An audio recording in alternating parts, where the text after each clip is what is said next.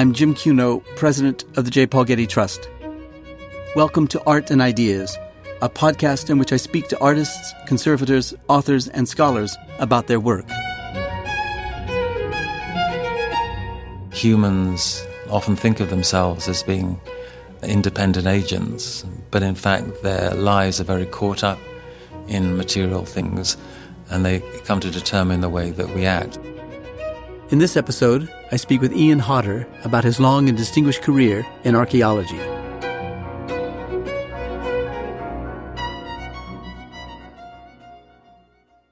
Ian Hodder is the Dunleavy Family Professor in the Department of Anthropology and Professor of Classics at Stanford University.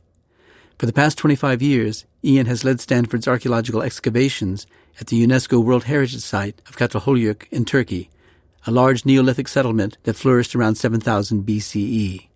These excavations have revealed new information about the origins of human settlements, the rise of civilization, the emergence of religion, and early object making, including wall paintings, sculpture, and figural ceramics. Over the years, Ian and his team members have made available their findings through the Living Archive of Çatalhöyük, a GIS web application designed to serve as a database for archaeologists, art historians, and the general public to explore the site and its associated artifacts. Ian was recently at the Getty with other members of his excavation team to meet with members of other excavation teams similarly engaged with digital site mapping. I took advantage of Ian's visit to the Getty to interview him for this podcast. Well, hello, Ian. Welcome to the Getty Podcast. Thank you. Now, you took your first academic degree in prehistoric archaeology. How did you get interested in archaeology, and why prehistoric archaeology? Well, I started digging when I was very young. I lived in Oxford in England and got involved in excavations of medieval sites around Oxford, and that just sort of was something I did as a hobby to try and see whether I was interested or not. Was that as a teenager? Yeah, there are pictures of me digging on some medieval priory or something when I was about 13. It was something that I was very fascinated by very, very early on. It was partly that I went to an all-boys school and, we didn't get to meet anybody except other boys, and so it was a great way of meeting girls. But I was very fascinated by the whole process of how you work out what was going on from traces in the ground. There's the intellectual problem of trying to work out what happened from a few bits of evidence. And so that's why I ended up being more interested in prehistoric archaeology, because I sort of liked the sort of text-free nature of that. Yeah. Did you find anything that you remember that was particularly interesting to you? No, I absolutely remember it being very, very boring. Bits of medieval glazed pottery and a pit or a ditch everywhere, that sort of thing.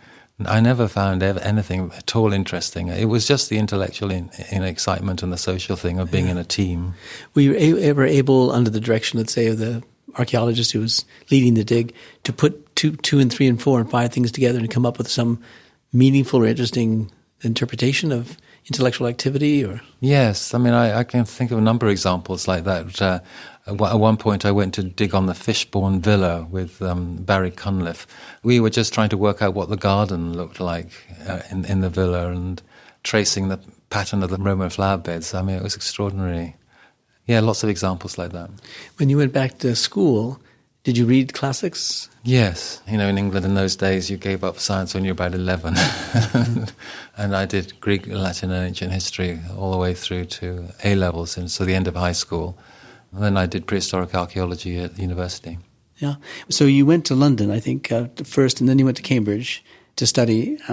And what was it about those two universities that attracted your attention? Were they specialists in the fields? Yes. In those days, London was, in my view, the best place to do prehistoric archaeology. The Institute of Archaeology there was a very, very large centre. It had 50 or 60 people teaching. Wow. I believe nowadays there are about 80. So, it's one of the largest centres of prehistoric archaeology in the world. It includes Roman archaeology as well, though, and conservation, so other things. And, of course, it had a fantastic tradition. People like Gordon Childe, who had been there for a long time and really established the degree programme there. So, very important people, very exciting people, and I enjoyed that very much. Our listeners are probably interested in understanding how it is you link together the academic experience in the classroom with the field work, and especially if the field work occurs someplace far distant from where the academic work in the classroom happens. So how did you integrate the life of the school year into that with the digging in the summer? In those days, archaeology in England was largely done by students of various sorts, so that there were very few professional field archaeologists. Most of the excavation on these projects like Fishbourne was done by huge dragoons of high school and undergraduate students, relatively untrained and so on. And so there was a very natural, close link between the degree course and then all the people you met and worked with on these projects. I mainly ended up working abroad, and the Institute of Archaeology had a team working at Knossos in Crete. And so I excavated there for several years, and it was basically the same faculty and the same students that I was working with in London. After you took your degree, your first field work was at an Iron Age and Roman site in Essex. And then I think your second was in West Yorkshire, England. But then your next field work was in Kenya, and the one after that was in Sudan. How could you go from one in England to all the way to Sudan? I mean, what is the practice of archaeology that can apply itself across such a field of sites and cultures? My first work in England was while I was still a graduate student, and I was always very interested in not just being an academic. I mean, I always wanted to dig as well as to write, and so I started my own excavation of a Roman villa near Cambridge while I was at Cambridge. But the move to Africa was partly serendipitous because I visited Kenya for other reasons and realized that there was something I could do there that was of interest to me.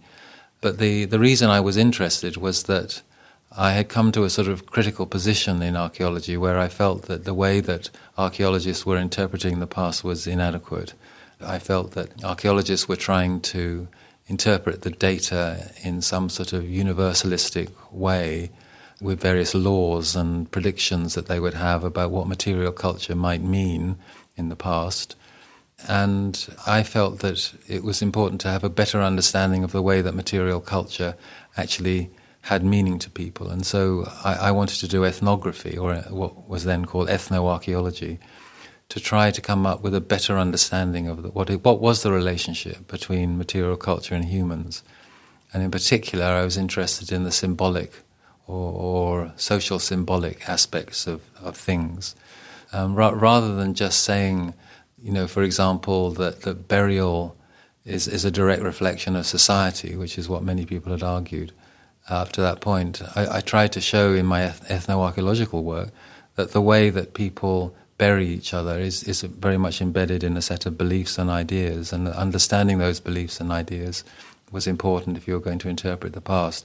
And another example was that people had started arguing that the way humans threw away rubbish was just something that was determined by a set of simple laws. For example, that the more people you have in a settlement, the more organized the rubbish is, something like that.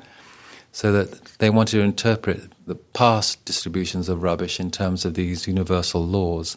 And I felt very strongly that, in fact, the way that people threw away rubbish or stuff was very much dependent on the set of conceptions they had about dirt and pure and impure and male and female and so on and so forth.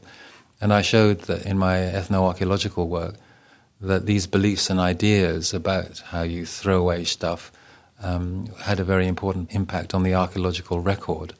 So, for example, I studied a society where men and women were seen to be very separate and where women were thought to be polluting in a way, and so that the bones that were associated with women, were pig bones, had to be deposited separately from the bones that were associated with men, which was cattle bones. And so it's a very simple, obvious thing that, as an archaeologist, you would dig these settlements and see that the cattle bones and the pig bones were deposited separately. That wasn't because of some sort of universal thing about the behavioral aspects of rubbish, but it was because of a set of ideas that the society had.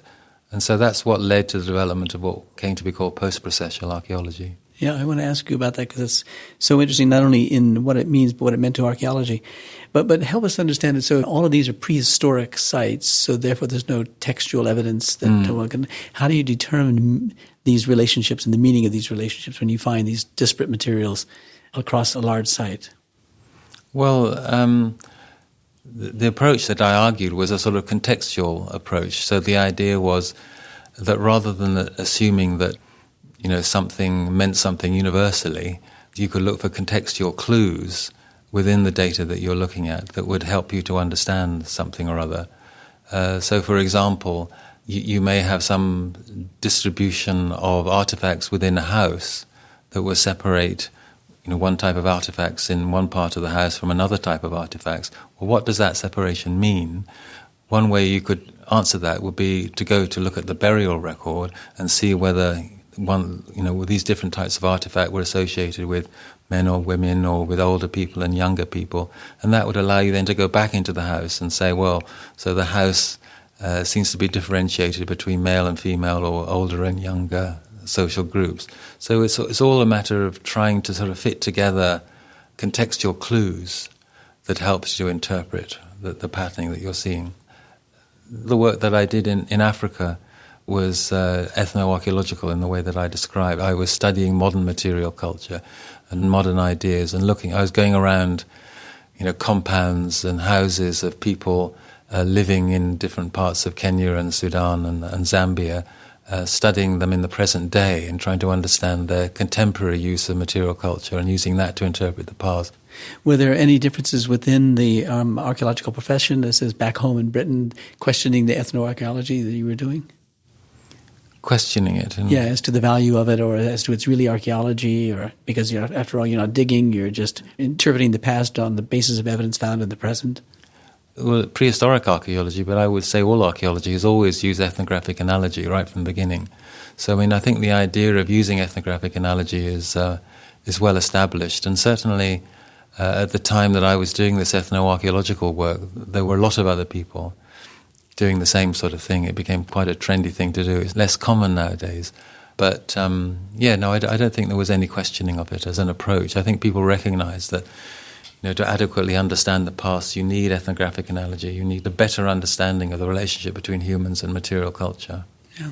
So I know that you're engaged in something called post-processual archaeology, but how does it relate to the field generally? So archaeology in the 60s and the 70s were prehistoric archaeology particularly, but I think it had a larger influence. What was often called processual archaeology, the new archaeological or the processual archaeology. And the fundamental idea there was that archaeology could be like a natural science in the end, and that a series of laws could be built about the relationship between humans and material culture and environments. And it was very, very much influenced by ideas of adaptation to the environment, and that there should be predictable relationships between people, the size of the community, the technologies they had, and so on. So it was quite sort of ecological, quite sort of materialist in many ways, and very much eschewing any sort of emphasis on interpreting symbolism and meaning and so on. The idea of processual archaeology is that culture is process. So that rather than culture being a set of ideas in someone's head, it's a process of adaptation to the environment. And so post-processual archaeology arose as a critique of that. Post-processual archaeology argues that in fact the ideas in people's heads are important, and that it's not just a matter of adaptation to the environment.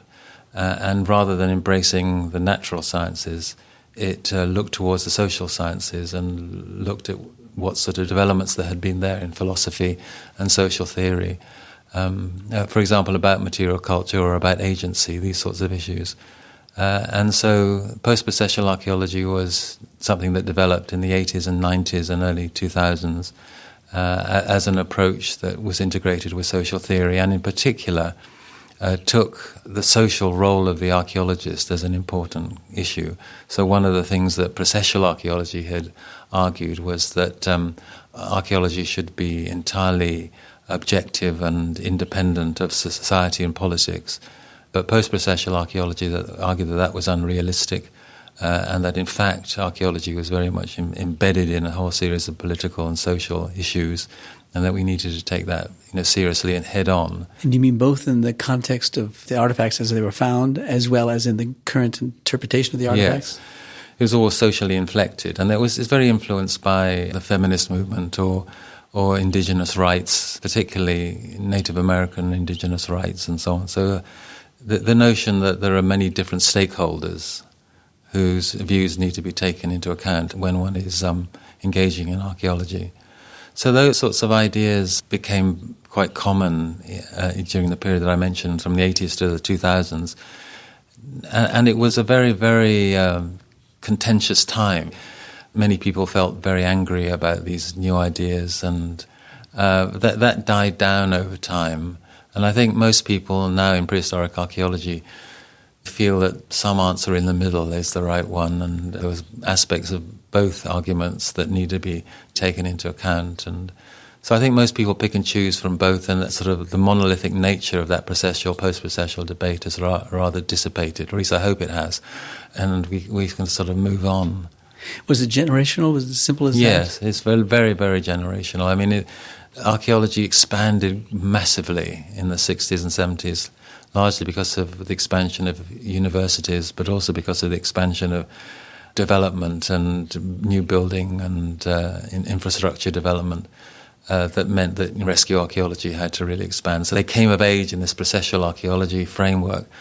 And then as that generation grew older, a new generation emerged who wanted to shake the boat. And now that they've grown older, everyone's waiting for the next generation. What are they going to come up with? And it's not very clear yet. But how did the debates make themselves felt? Were they in the classroom? Were they in publication? Were they on site in the excavations or in the sites of interpretation? Was it all three? Was it everywhere? Yes, everywhere really. It was very obviously in literature and in the publications, you could very easily identify who was in which camp by looking at the words they used.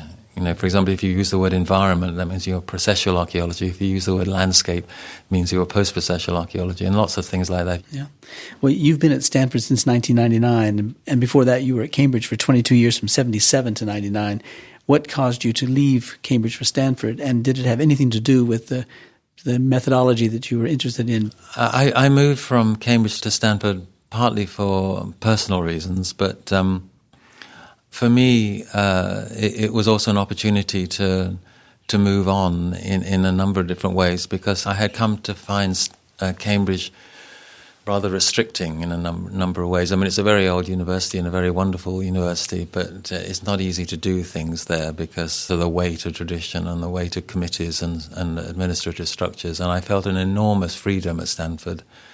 It just felt like the world opened up, that I could do so much more, so much easily more. And I was being very well supported at Stanford. So it's been great to set up an archaeology centre there and to build up a group of people who I think are very effective and having a major world impact.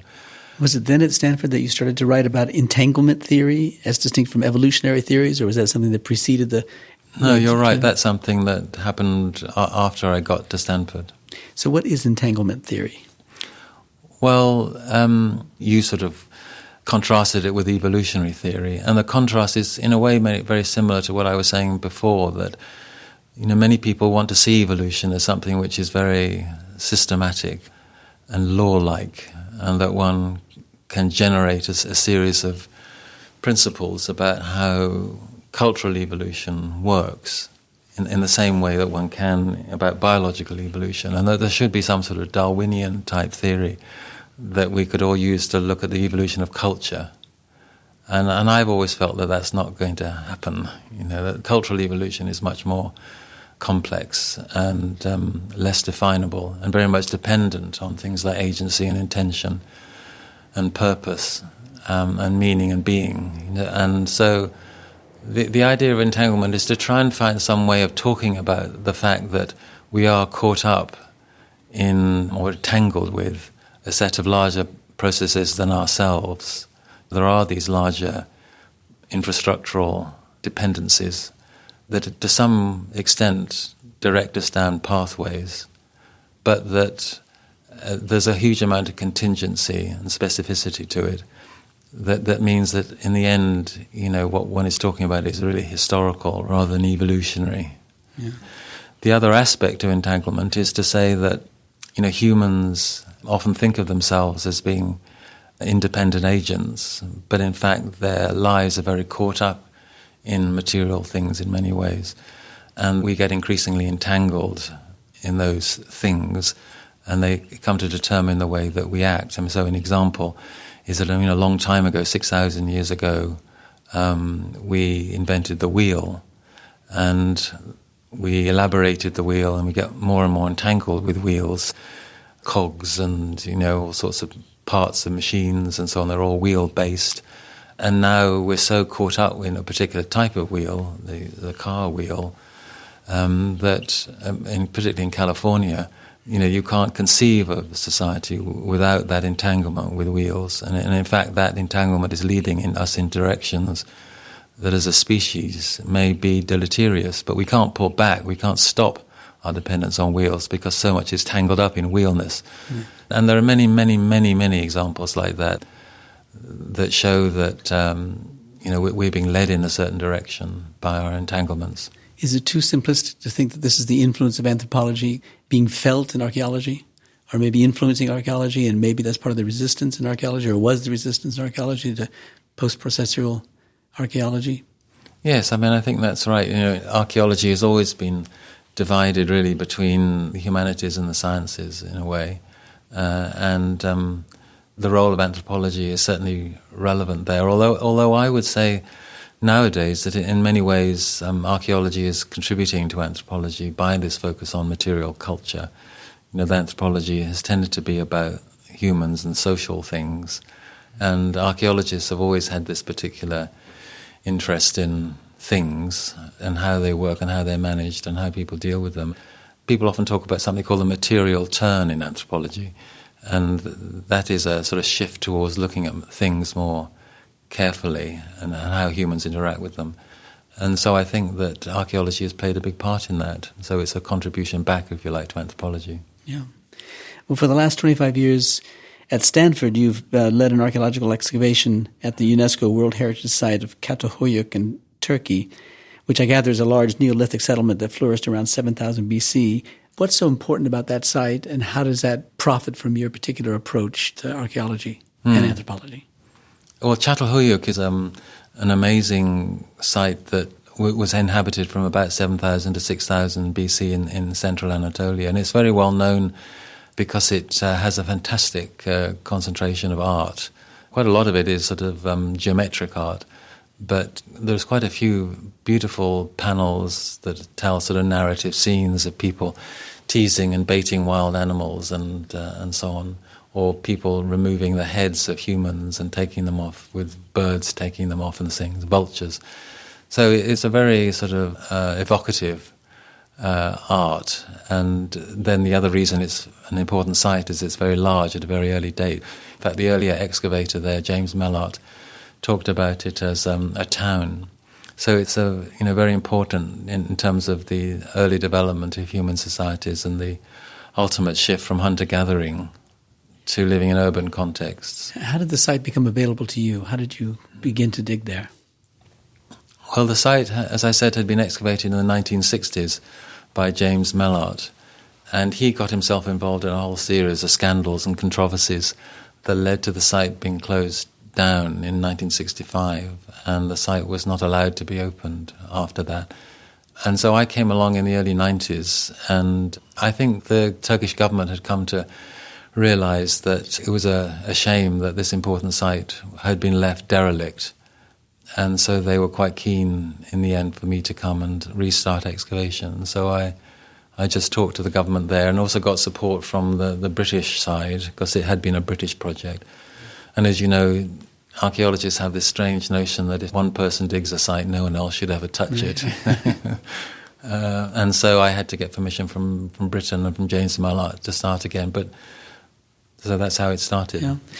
I think people would be interested to know how it is that one And one digs. In other words, not just physically how one does it, but how does one get the permission to do so, and what are the political terms and under which one has to work to do the work that you do in archaeology, and how has that changed over the course of the 25 years you've been there? What's it like to work in Turkey? Well, initially, it was a very high-level decision. I mean, the permission that one gets to dig these important sites in Turkey is different from normal sites, and so these very visible sites have to be signed off by the president and by the cabinet.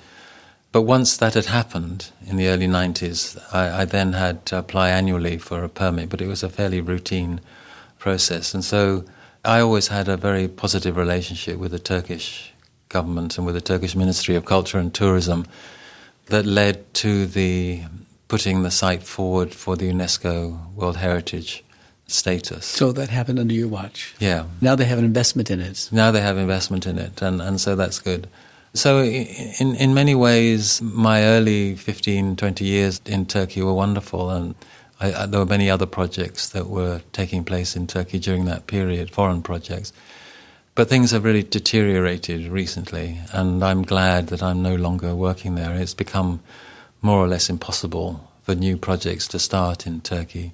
Because of the government? And the government has become, very focused. It's a very nationalistic, fundamentalist government that is very suspicious of foreign intervention and foreign engagement in their heritage. And so most projects like Troy and so on have been transferred over to Turkish teams. It's just become very, very difficult, stroke impossible to work there anymore. When did you last work there? So the Çatalhöyük project finished in 2017 and is now been taken over by a Turkish team, which I'm very supportive of. I mean, I'm very glad. I was going to finish after 25 years anyway, so my ending was a planned ending. And I'm very glad that we were able to plan for another Turkish team to take over. Mm-hmm. I understand that, of course, digging occurs typically over the summer because you have academic responsibilities back at your home institution. So you dig over the summer and then you spend your intervening months teaching, but also doing the writing up of the results of your excavations or your digs or interpretations. What is the backlog like? Well, I've always been very wary of that, and so the way that I ran Çatalhöyük was that as well as a dig site, Çatalhöyük was a lab site, and so we had 12 labs in the dig house at Çatalhöyük. What does that mean, there's 12 labs? So laboratories where people would process and study the finds. Say, for example, the ceramics go into the ceramics lab, and they are studied and photographed and analysed and so on there, so that we never did get a sort of backlog, not any serious backlog anyway, that built up. And so that's how we've managed to publish. So we've published throughout the 25 years very, very quickly. We have a website which is in English and Turkish where all the data are available. We have an online database and people can look into everything that we found and looking at the maps of everything we found and where we found them.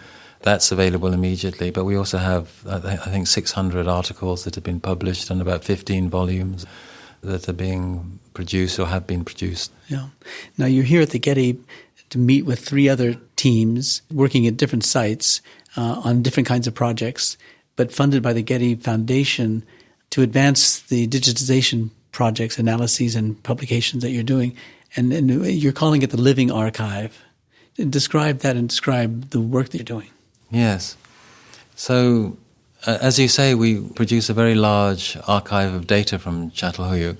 We actually have 5 terabytes of data, which is a very large database of images and records and tables and measurements and so on. And, I've always been very worried that stuff just gets put into some sort of archive that's static and then is no longer really accessible.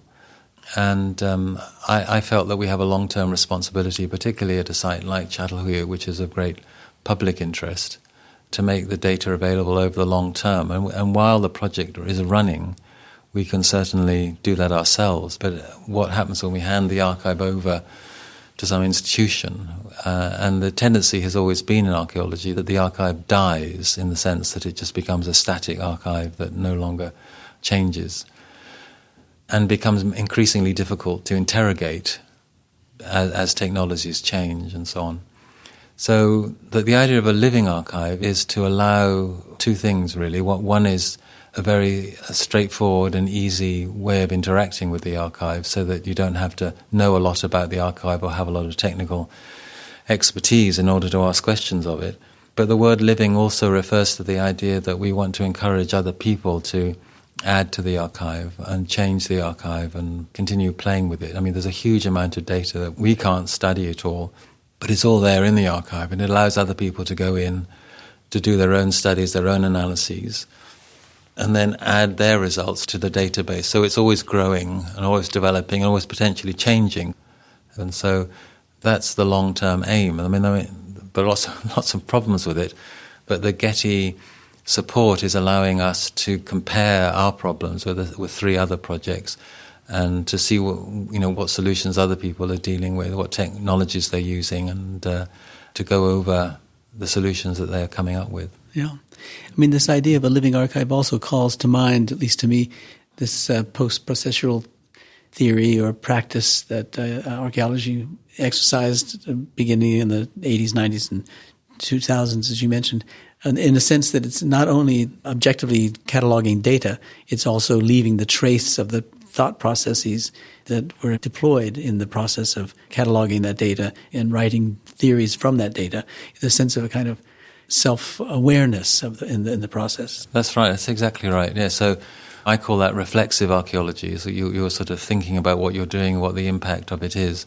I mean, I've often worked on other people's archives, and I find it so difficult to make sense of what they're doing or did unless I can talk to someone. I used to study, museum archives in England, and unless I could actually talk to the field director at the time, who had dug the stuff, it was very difficult to know what the archive was and to reinterpret it, make sense of it.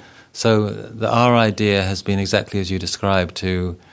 One way I describe it is documenting the documentation. So it's sort of trying to document why it is, what we're thinking about, what the questions we have when we're putting together a particular set of data. So, for example, everybody in my project writes diaries about what they're doing and what the questions they have, what their thought process is as they make these decisions. And these diaries are also on the database.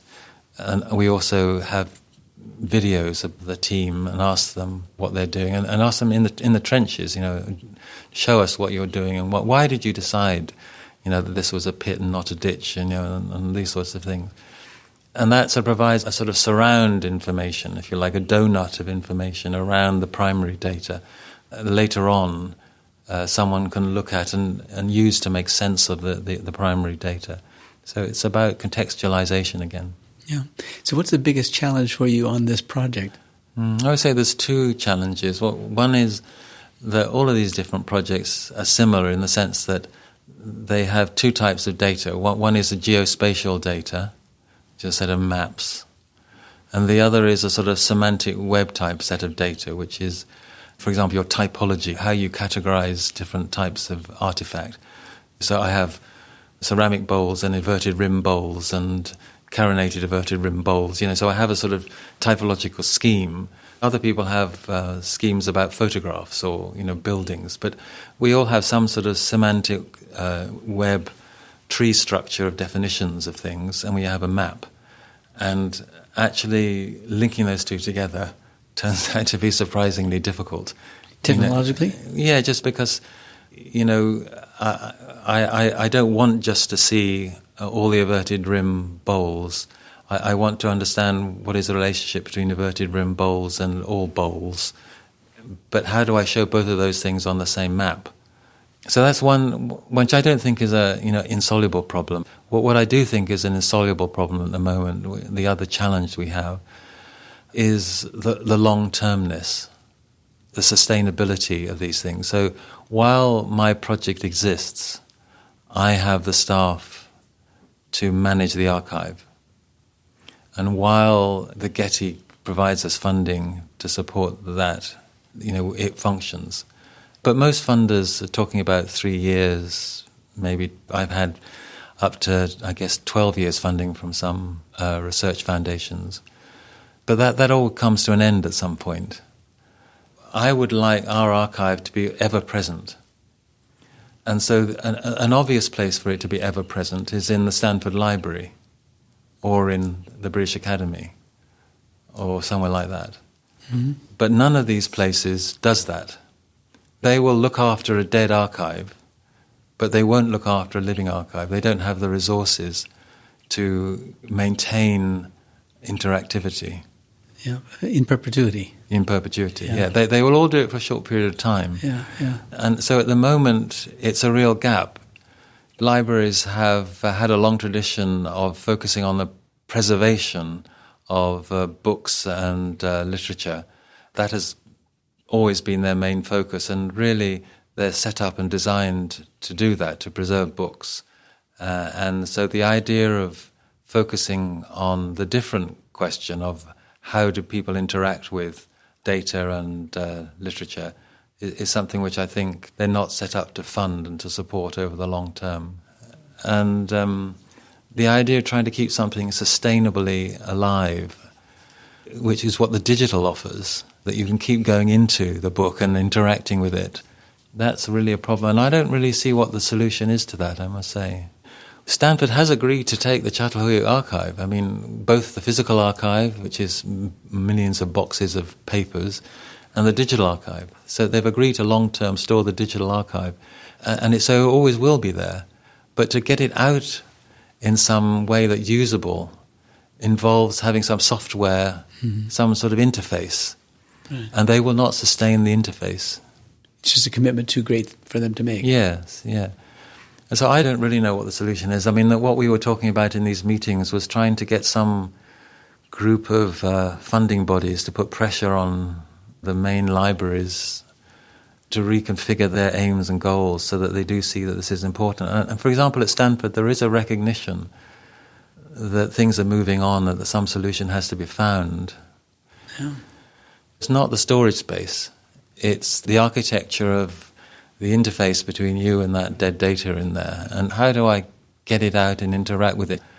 What I was talking about earlier was this sort of idea that, you would invite the world to come in and interact with Çatalhöyük data and to discover new things in it and add to it. Someone is going to have to mediate that. Otherwise you'll get, people producing absolute rubbish. Right. So the living archive presents a problem because it's always got to be fed with intelligence and as well as data. And what Stanford can only promise is that they'll provide access to it in its current condition. Yes, they're forever. They're happy to say that they will look after it forever as a dead set of data, yeah. Not very appealing.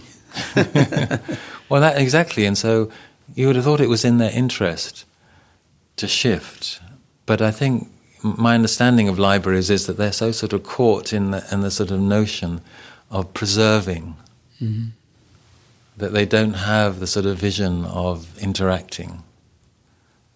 That may be unfair, but you know what I mean? It's that it's set up to preserve an archive, not to really facilitate some sort of interface. Yeah. So I was going to ask you is what's next for you, but maybe what's next for you is what you've just described.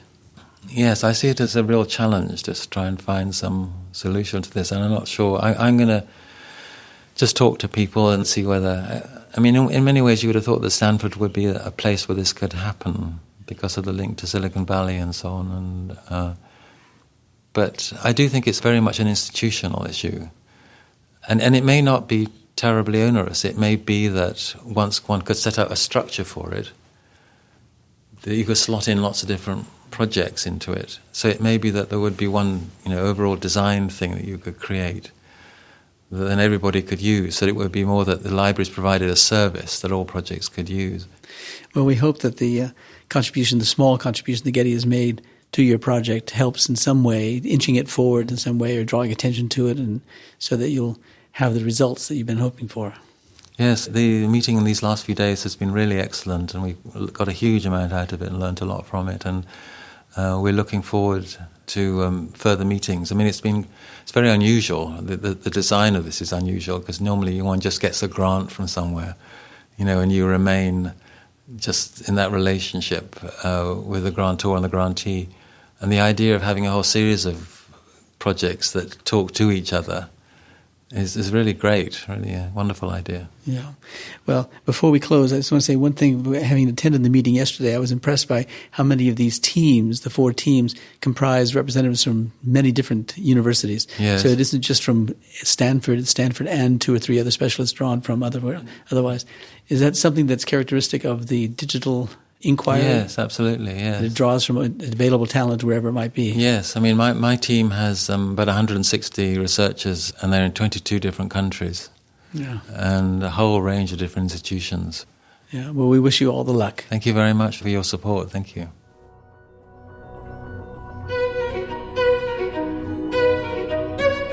Our theme music comes from the Dharma at Big Sur, composed by John Adams for the opening of the Walt Disney Concert Hall in Los Angeles in 2003. It is licensed with permission from Hendon Music. Look for new episodes of Art and Ideas every other Wednesday. Subscribe on Apple Podcasts or Google Play Music. For photos, transcripts, and other resources, visit getty.edu/podcasts. Thanks for listening.